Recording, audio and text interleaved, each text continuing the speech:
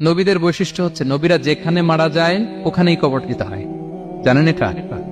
বিষ্ণু ইসলাম মারা গিয়েছিলেন আম্মাজান আয়েশা রাদিয়াল্লাহু তাআলার ঘরে, ফলে ওখানে বিষ্ণু ইসলামের কবর রয়েছে, ওখানেই কবর।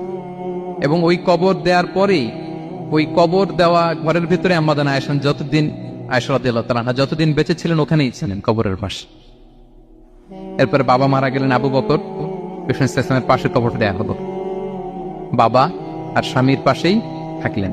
এরপরে ওমরে ফারুক মারা গেলেন, ওনারও কবর দেয়া হলো।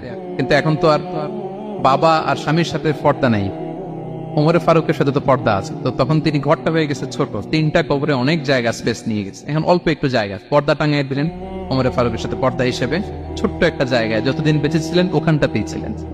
ওমরে ফারুক যখন আমিরুল মুমিনিন খলিফা, তখন ছেলে আব্দুল্লাহকে পাঠিয়েছিলেন যে যাও একটা অনুমতি আগে থেকে নিয়ে রাখো আম্মাজান আয়েশার কাছ থেকে, যেহেতু ঘরটা ওনার,